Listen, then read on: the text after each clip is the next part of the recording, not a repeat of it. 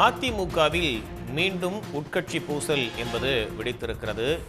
வரும் 5ஆம் தேதி நான் மனம் திறந்து பேசப்போகிறேன் என்று அதிமுக முன்னாள் அமைச்சர் செங்கோட்டையன் தெரிவித்திருப்பது அக்கட்சியில் பெரும் பரபரப்பை ஏற்படுத்தியிருக்கிறது. இந்த நிலையில் அவர் தன்னுடைய ஆதரவாளர்களோடு ஆலோசனையில் ஈடுபட்டிருக்கிறார். மனம் திறந்து பேசுகிறேன் என்று கடந்த காலங்களில் கூறிய தலைவர்கள் கட்சியில் நடந்தவற்றை அம்பலப்படுத்தியிருக்கிறார்கள் என்று சற்று முன்பாக மூத்த பத்திரிகையாளர் திரு தராசு ஷியாம் தன்னுடைய கருத்தை முன்வைத்திருந்தார்.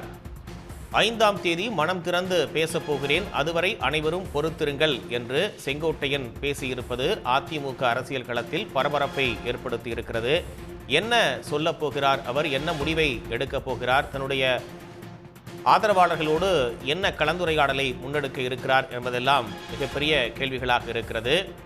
பழனிசாமிக்கு விவசாயிகள் நடத்திய பாராட்டு விழாவில் ஜெயலலிதா படம் இடம்பெறவில்லை என்று குற்றம் சாட்டி அப்போது முதல் தொடங்கிய அந்த மனக்கசப்பு என்பது தொடர்ந்து நீண்டு கொண்டே வந்தது. தொடர்ந்து சட்டமன்றத்திலும் பழனிசாமியை சந்திப்பதை செங்கோட்டையன் தவிர்த்தே வந்தார் என்பதும் குறிப்பிடத்தக்கது. இந்த நிலையில்தான் வரும் 5ஆம் தேதி நான் மனம் திறந்து பேசுகிறேன் என்று அவர் தன்னுடைய கருத்தை முன்வைத்திருக்கிறார். அதற்கு முன்பாக தன்னுடைய ஆதரவாளர்களோடு அவர் ஆலோசனையிலும் ஈடுபட்டிருப்பதாக சொல்லப்படுகிறது.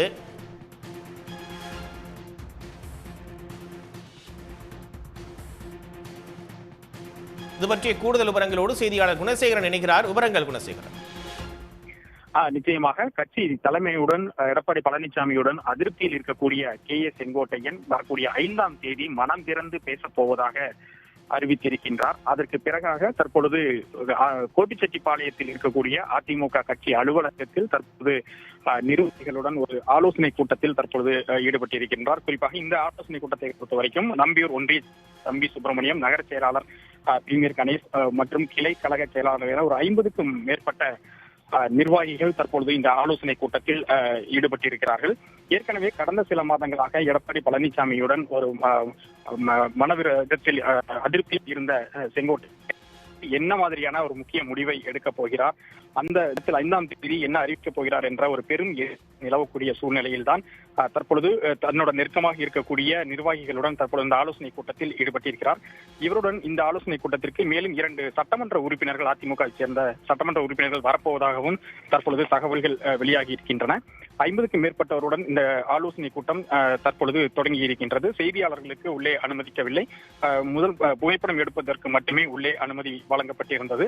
இந்த ஆலோசனை கூட்டத்தில் என்ன மாதிரியான ஆலோசனைகள் நடத்தப்படுகின்றன என்பதும், இந்த ஆலோசனை கூட்டத்தில் எடுக்கப்படக்கூடிய முடிவின்படி வரக்கூடிய 5ஆம் தேதி என்ன மாதிரியான முடிவை அவர் அறிவிக்கப் போகிறார் என்ற ஒரு பெரும் எதிர்பார்ப்பு இந்த பகுதியில் நிலவுகிறது.